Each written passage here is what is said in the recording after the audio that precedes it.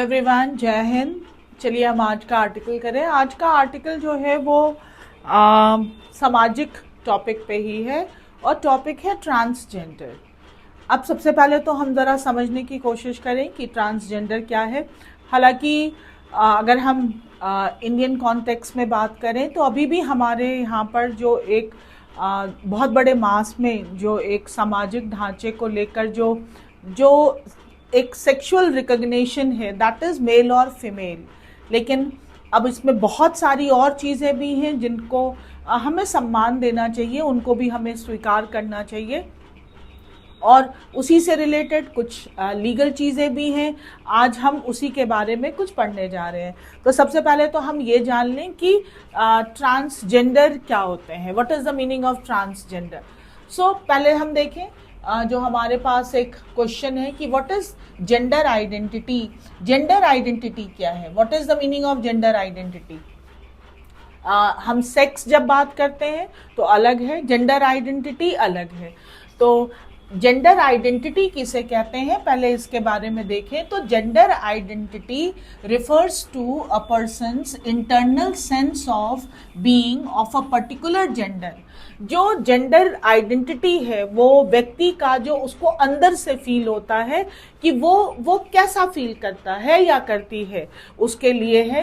This choice is made, ये जो choice है ये मेड की जाती है when a person understand their internal and individual experience of their body. जब ये जो चॉइस है, द चॉइसेस मेड, ये जो चॉइस है ये मेड की जाती है व्हेन अ पर्सन अंडरस्टैंड, जब वो पर्सन अंडरस्टैंड करता है अपनी इंडिविजुअल व्यक्तिगत experience of body, bodily appearance, अपने बॉडी के अपीयरेंस को लेकर, स्पीच, मैनरिज्म एटसेट्रा। यानी कि जो ये विकल्प, जो ये जो चॉइस है, ये कोई भी व्यक्ति अपने जेंडर को कैसे आइडेंटिफाई करेगा, जब वो अपनी बॉडी के एक्सपीरियंस को फील करेगा, उसको किस तरीके से रहना पसंद है, a मेल और a female, that is called gender identification. If a person does not identify themself, अगर एक व्यक्ति आइडेंटिफाई नहीं करता है खुद को विद द जेंडर, उस जेंडर से, that they are assign during birth, जो उनको जन्म के टाइम पर मिला, दे कैन चूज, तो वो चूज कर सकते हैं to identify with some other gender. ये लाइन कह रहा है कि अगर एक व्यक्ति अपने आप को अपने उस जेंडर से आइडेंटिफाई नहीं करता है जो उसको बर्थ के समय में मिला, तो वो अपने जेंडर को खुद चूज कर सकता है कि वो अपने आप को किस जेंडर से अपने आप को आइडेंटिफाई कर पाता है। इसे कहते हैं जेंडर आइडेंटिफाई। मान लीजिए कि कोई जो है वो बर्थ के टाइम पे वो मेल जो है सेक्सुअल ऑर्गन्स किसी को मिले, लेकिन with the passage of time उसे ऐसा लगा कि उसे मेल नहीं रहना है, उसे फीमेल बनना है। तो क्या ये अलाउ है? यस, बिल्कुल अलाउ है। वो अपने आप को फीमेल के रूप में अपने आप को देख सकती है, या कोई फीमेल पैदा हुई उसे लगता है कि उसे मेल बनना है। तो ये है कि जब हमने खुद समझा, अपनी बॉडी को समझा, अपने बिहेवियर पैटर्न को समझा, अपनी लाइकिंग को समझा, और तब अगर हमने अपने आप को आइडेंटिफाई करना चाहा तो हमारे पास ऑप्शन है, we can identify ourselves in a different gender. अब क्या कह रहे हैं, हु इज ट्रांसजेंडर। अब बात आई ट्रांसजेंडर कौन होते हैं। एज पर द लॉ के according a transgender person is a person, transgender वो पर्सन है हुज जेंडर, जिसका जेंडर डज नॉट मैच नहीं करता है विद द जेंडर, उस जेंडर से assign to that person at the time of birth. Birth के टाइम पर जिसको जो जेंडर मिला, अगर वो उस जेंडर से अपने आप को आइडेंटिफाई नहीं करता है तो उसे हम कहते हैं ट्रांसजेंडर। इसमें शामिल है ट्रांस मैन, ट्रांस वुमेन। अगर कोई मान लीजिए कोई मेल है और उसको फीमेल बनना है तो MTF, मेल टू फीमेल। अगर कोई फीमेल है उसको मेल बनना है तो FTM, that is female to male, male to female and female to mail.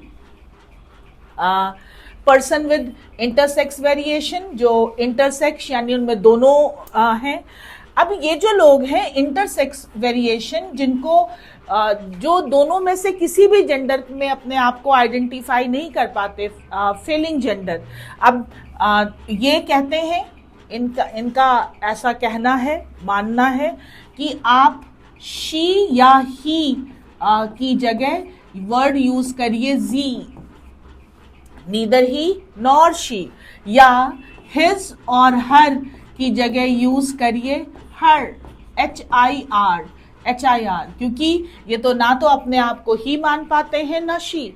तो वो उनका भी क्लेम है कि भाई हम अगर किसी इनमें से किसी कैटेगरी में नहीं आ रहे हैं तो there should be a third category.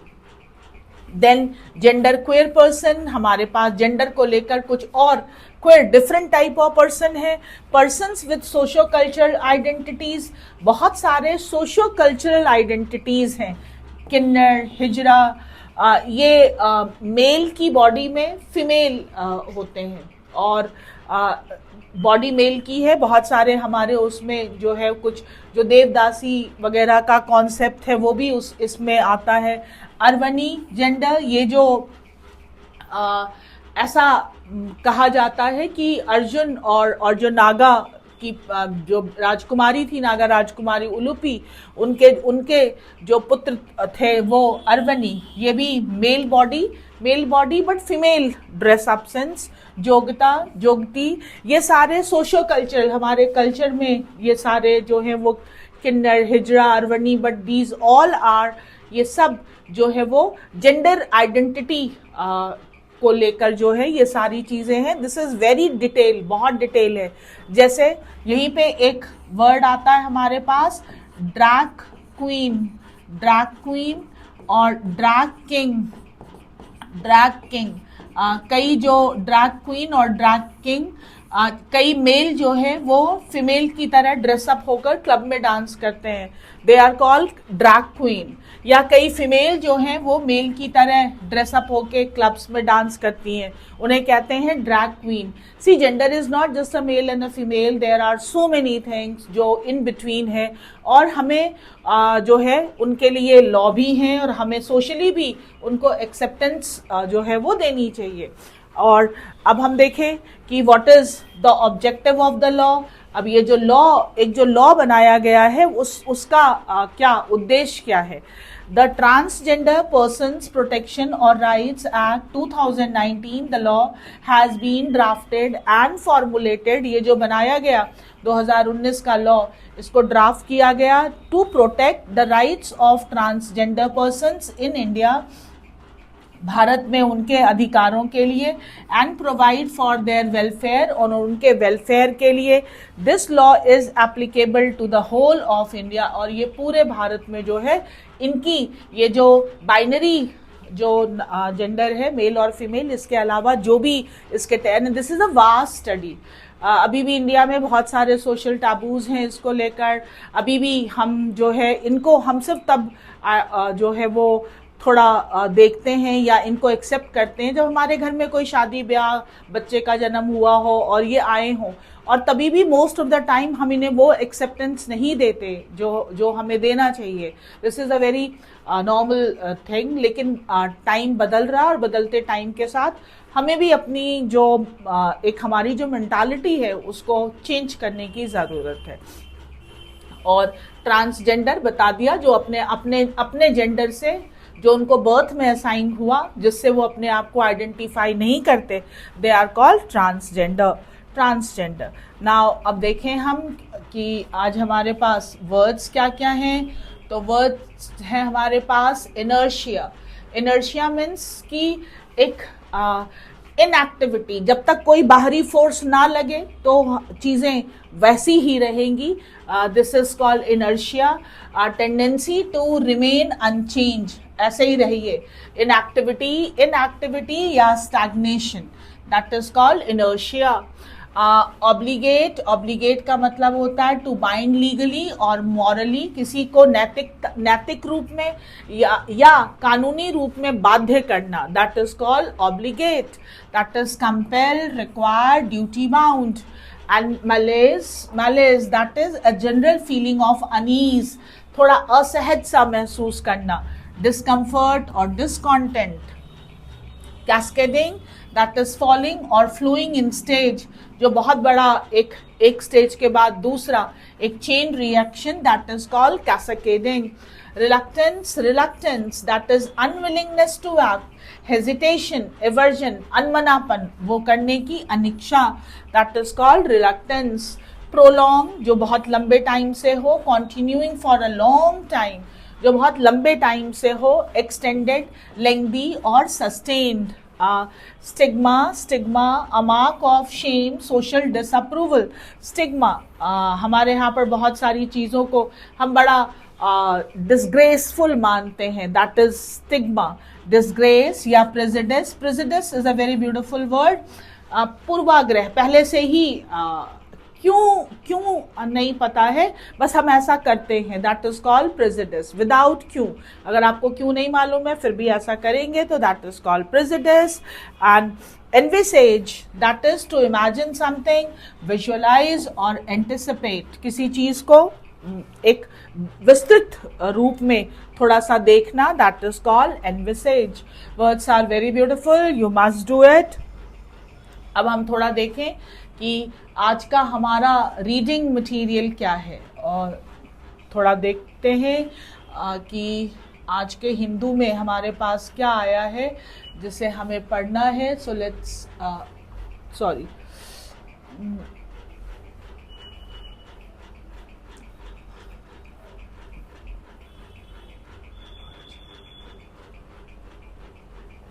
Okay, सो आज का जो हमारा हेडलाइन है that is punishing process. Punishing process, एक ऐसा प्रोसेस जो एक सजा बन गया हो, that is called punishing process. दंडनीय प्रोसेस, प्रोसेस का मतलब जब हमें कोई अधिकार पाने के लिए इतना स्ट्रगल करना पड़ता है कि लगता है कि जिंदगी एक सजा बन गई हो, तो दैट इज जो हमारे राइट्स हैं। हर आदमी के पास एक ही टाइम स्पैन होता है और जिनमें ट्रेजेडी होने के भी बहुत सारे चांसेस होते हैं, बट उस टाइम पे अगर वो अपने किसी अधिकार के लिए ही लड़ता रहा तो वो जो प्रोसेस है that will be called punishing process.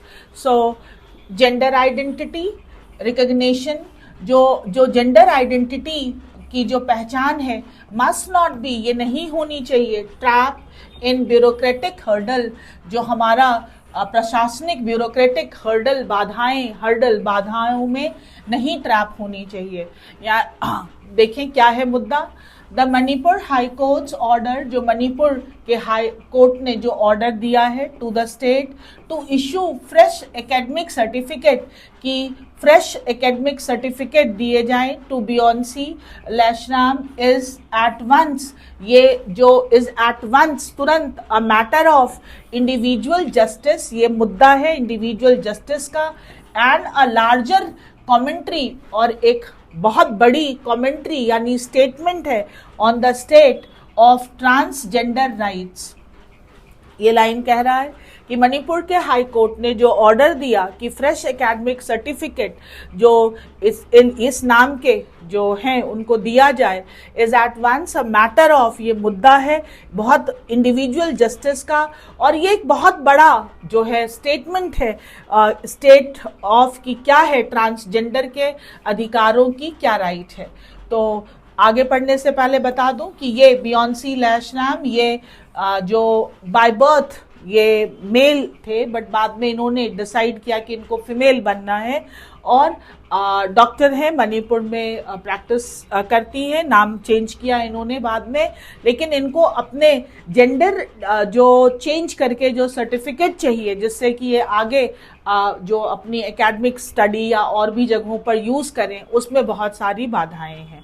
तो आगे क्या है, what should have been, जो हो सकता था, what should have been, जब भी हम should have, would have, could have के बाद जब थर्ड फॉर्म का यूज करते हैं तो ये इसका मतलब होता है कि जो होना चाहिए था अर्थात नहीं हुआ, व्हाट शुड हैव बीन, जो होना चाहिए था, अ सिंपल एडमिनिस्ट्रेटिव करेक्शन, जो सिंपल सा एक काम था कि एक सिंपल करेक्शन करना था, बिकेम अ लीगल बैटल, वो एक लीगल एक कानूनी लड़ाई बन गई।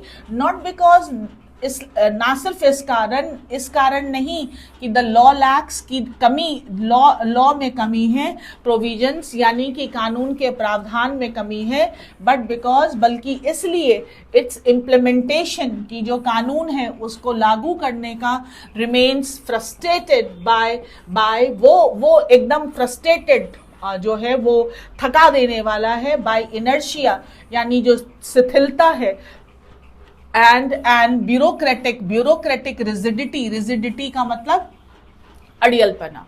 अब देखें क्या कह रहा है लाइन, कि जो होना चाहिए था एक बहुत ही सिंपल प्रशासनिक एक करेक्शन, वो बन गया एक लीगल बैटल। ना सिर्फ इसलिए नहीं कि वो लॉ में कोई कमी है, बल्कि उसको इम्प्लीमेंट करने में वो बना हुआ है इनर्शिया, यानी कि जो जैसा है वैसा रहेगा, चेंज नहीं होना है।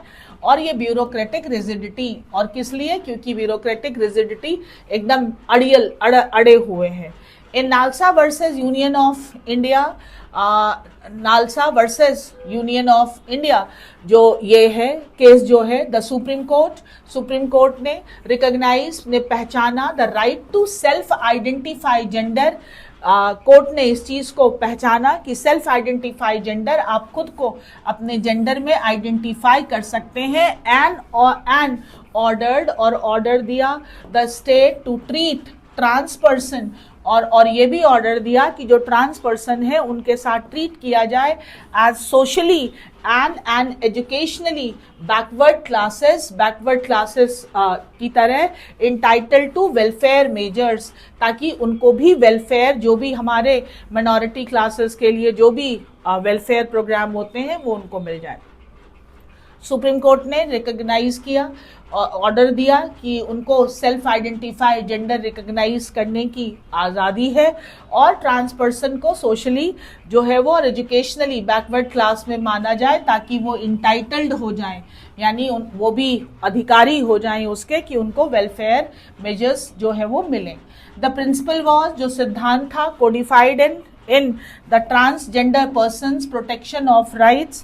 ये जो इस चीज़ को जो कोडिफाई किया गया वो किस में किया गया, the trans person protection of right act 2019 में, विच ऑल्सो ऑब्लिगेटेड, जिसने ऑब्लिगेट किया यानी कि नैतिकता और एथिकली उनको उनकी ड्यूटी बताई, ऑब्लिगेट अथॉरिटीज टू रिकॉग्नाइज, कि वो रिकॉग्नाइज करें a person self identified gender, जो व्यक्ति अपने आप को जो आइडेंटिफाई कर रहा है जेंडर, एंड इस इशू ऑफिशियल डॉक्यूमेंट्स, और उनके डॉक्यूमेंट्स को ऑफिशियली उनके डॉक्यूमेंट्स को जो है वो इशू किया जाए। ये जो लॉ बना उसने अथॉरिटीज को ऑब्लिगेट किया, ड्यूटी बताई उनकी, कि जो भी कोई अपने आप को सेल्फ आइडेंटिफाई करना चाहता है अपने जेंडर को, वो उनको वो ऑफिशियली उनको डॉक्यूमेंट्स दें, together with article 14 and 21 of the constitution.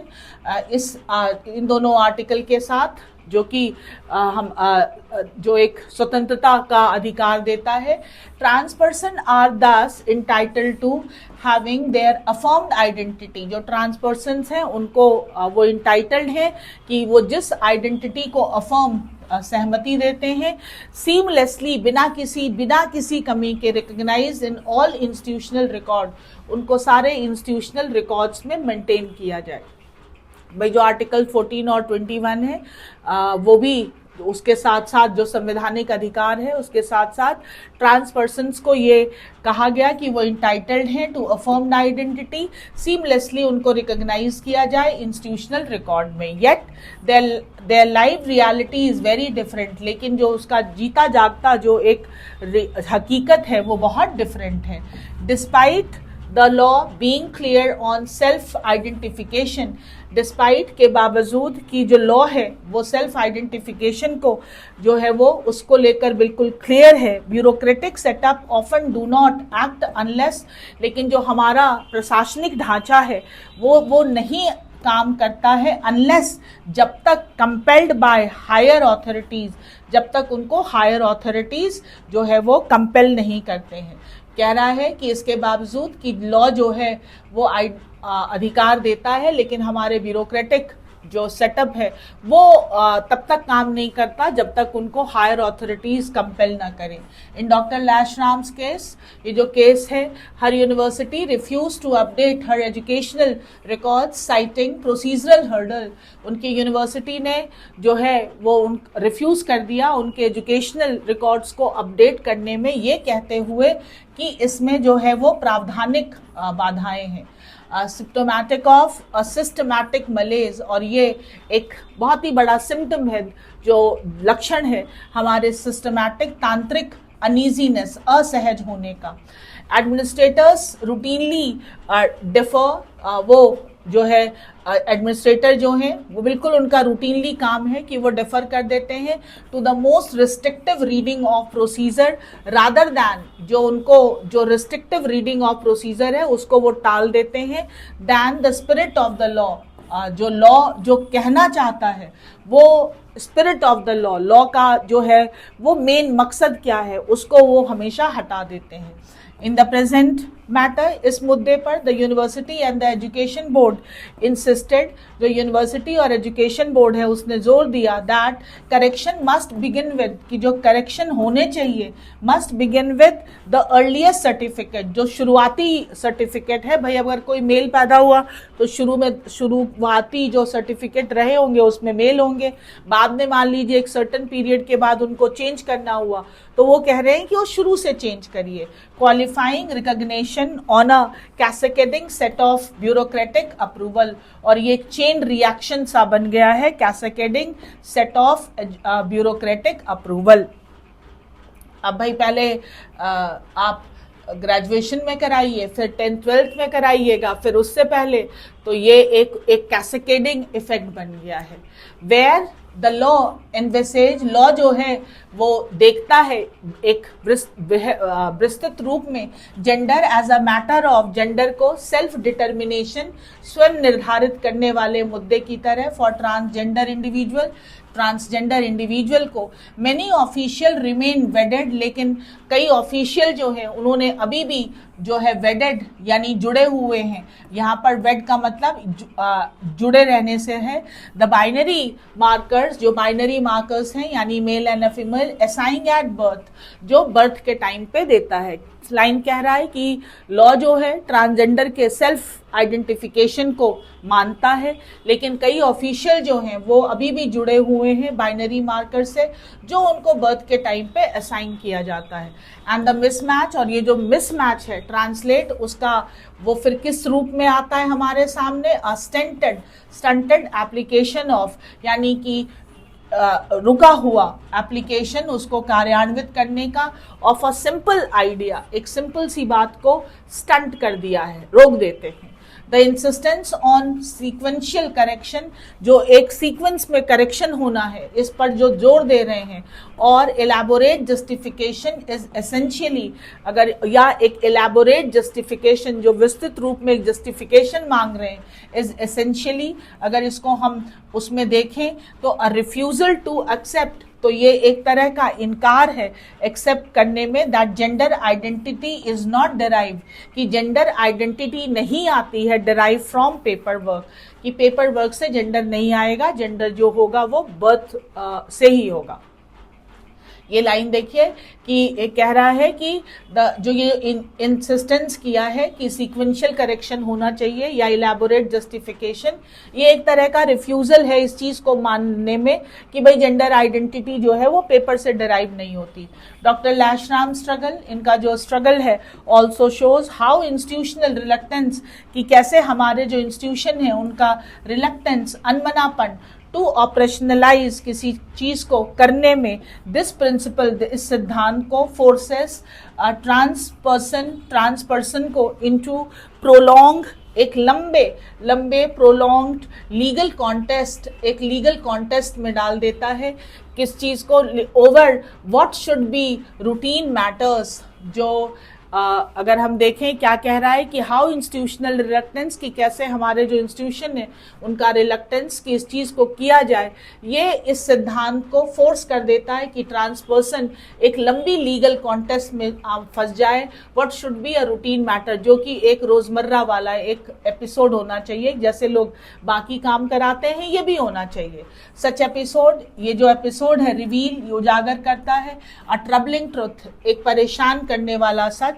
Trans person, जो ट्रांस पर्सन है, नेविगेटिंग स्टिग्मा एंड डिस्क्रिमिनेशन, जो स्टिग्मा जो एक कलंक, एक दाग की तरह, एंड डिस्क्रिमिनेशन यानी कि भेदभाव जो किया जाता है, आर फोर्स टू एक्सपैंड, उनको फोर्स किया जाता है कि वो बहुत ज़्यादा एक्सपेंड करें, डिसप्रपोर्शनेट टाइम, अपना बहुत सारा time and resources to access rights, उपलब्ध करने में खुद के लिए rights that are legally there, जो कि कानूनी रूप से उनके हैं।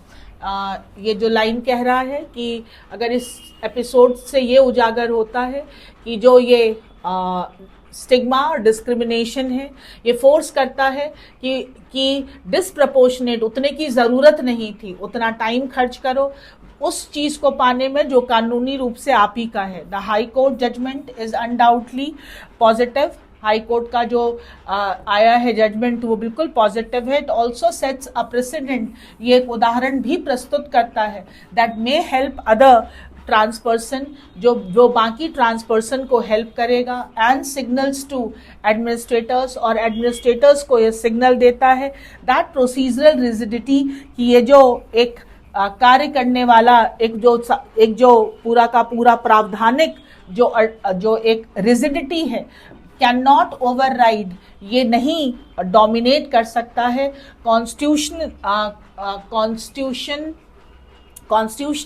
जो अगर आप रिजिड रहेंगे कि इसको करेंगे नहीं तो ये नहीं ओवरराइड करेगा। ओवरराइड का मतलब होता है किसी चीज़ को पीछे छोड़ देना, जो संवैधानिक या स्टैट्यूटरी गारंटीज हैं, जो संवैधानिक रूप से किसी को जो गारंटी मिली है। ब्रिजिंग द गैप, इस कमी को जो हमें कम करना है between legal rights and their application, जो हमारे लीगल राइट्स हैं और जो एप्लीकेशन उनको कैसे लागू किया जाता है, विल रिक्वायर बोथ, उसमें दोनों की ज़रूरत है। इंस्टीट्यूशनल रिफॉर्म, थोड़े इंस्टीट्यूशनल रिफॉर्म किए जाएं, एंड कल्चरल चेंज, और हमारे जो एक कल्चरल वो है उसमें भी चेंज आए विद इन द ब्यूरोक्रेसी के अंदर, दैट ड्रॉ फ्रॉम कहाँ से लेते हैं, and understanding of gender as live reality, bureaucracy that draw from an understanding of gender as a live reality, और इसको वो एक रियलिटी की तरह ले। इस गैप को कम करने के लिए कि लॉ तो हैं लेकिन वो उनको पाने के लिए इतनी जो प्रॉब्लम होती है, तो उसको गैप को भरने के लिए जो कल्चरल चेंजेस भी लाने होंगे within the bureaucracy that draw from an understanding of gender as live reality, क्योंकि वो उसको एक लाइव रियलिटी की तरह जो है वो देखते हैं। तो आर्टिकल जो था वो ट्रांस पर्सन को लेकर जो लॉ है और जो ट्रांस पर्सन की जो एक रियल कंडीशन है। देखिए, अगर हम बात करें तो it's not only about the trans person, बहुत सारे जगहों पे लॉ तो बहुत सारे हैं, बहुत सारी चीज़ों में लॉ हैं, लेकिन वो इम्प्लीमेंट होते हैं या नहीं, उनको अप्लाई किया जाता है या नहीं, this is a very big question. तो यहाँ पर उस गैप को भरने की जो है वो बात कही गई है, और ट्रांस पर्सन जो है वो उनके बारे में था। अभी जो लोग पढ़ रहे हैं उनमें से ही बहुत सारे लोग होंगे जो ट्रांस पर्सन को लेके इतने कंफर्टेबल जो है वो नहीं होंगे, या उनके लिए वो हॉ वाली बात होगी जब भी हम ट्रांस पर्सन के बारे में बात करते होंगे। तो नाउ ग्रो अप, थोड़ा चीज़ों को एक्सेप्ट करिए। देखिए, हमारे पास क्या है इसमें, the articles underlying call to action is for, article जो है अंडरलाइंग एक जो उसका जो भाव है वो किस चीज़ के बारे में कह रहा है, call to action is for किस चीज़ के लिए, administrative reform to align practice with constitutional right, जो एडमिनिस्ट्रेटिव रिफॉर्म है to align practice with constitutional right, greater judicial activism to replace bureaucratic control, cultural reform to make society more accepting of gender diversity, और new legislation that redefine gender identity from scratch. नहीं, इसकी तो बात नहीं कर रहा है, और ग्रेटर जुडिशियल एक्टिविज्म की भी बात नहीं कर रहा है। अब ए या C, administrative reforms to align practice with constitutional right, या cultural reform to make society more accepting of gender diversity. Cultural reform to make society more, administrative reform नहीं, आंसर सी। कल्चरल रिफॉर्म आएंगे तो अपने आप, हालांकि दोनों हो सकते थे, बट हम सी पे जाएंगे, क्योंकि कल्चरल रिफॉर्म आएंगे तो अपने आप ही जो एडमिनिस्ट्रेशन में जो है ब्यूरोक्रेटिक, वो भी इसके साथ जो है वो आ जाएंगे। Which of the following best describe the contrast highlighted in the article. जो एक कॉन्ट्रास्ट है वो बताइए आपको, लॉ और ब्यूरोक्रेसी दोनों जो एक अलग अलग चलता है। The contradiction between law and social morality, the mismatch between legal entitlement and live bureaucratic reality, answer should be B. The difference between university policy, ये तो है नहीं। The disparity between medical classification, no, answer should be B, क्योंकि जो इस article में बात किया गया है जो लीगल एंटाइटलमेंट है और जो ब्यूरोक्रेटिक रियलिटी है। The article view the high court order as significant mainly because provide immediate relief to one petitioner but has little wider relevance, no. Reinforce existing law without creating new legal principle, no. Set a precedent that may compel institution to honor transgender right, answer C हो सकता है। D देख लें, override the transgender person act of, no, answer should be सी। जब भी option हो तो सारे ज़रूर पढ़ लेने चाहिए, क्योंकि कई बार ऐसा होता है कि अगर हम एक पढ़ रहे होते हैं मगर हमें जब अगला पढ़ते तो लगता है नहीं ये इससे ज़्यादा बेटर आंसर था। तो टॉपिक और बहुत डीप स्टडी है, बहुत कॉम्प्रिहेंसिव भी है और बहुत ही डीप है। तो अगर आपको इंटरेस्ट हो तो आप और पढ़ सकते हैं थोड़ा हम इनके बारे में। And they are also human being. आजकल जो है वो कुत्तों के राइट्स के बारे में बड़ा जो है सुप्रीम कोर्ट ने जो जब दिल्ली के रिगार्डिंग ऑर्डर दिया तो उसके बाद लोगों ने प्रोटेस्ट करना स्टार्ट किया। सो कुत्तों से इतने लोग प्यार करते हैं, दे आर ह्यूमन बीइंग, इनके बारे में भी थोड़ा बात करिए। और इनके भी राइट्स हैं, वो भिन्न नहीं हैं, और जो हमें नहीं पता है या हम नहीं है, इसका मतलब ये नहीं है कि हम दूसरों की पहचान पर सवाल खड़े कर दें। सो बी एक्सेप्टिंग दीज थिंग्स, थोड़ा एक्सेप्टेंस लाएं अपने अंदर। तो ट्रांसजेंडर के बारे में पढ़िएगा, फिर मिलेंगे अगले आर्टिकल में। थैंक यू, जय हिंद।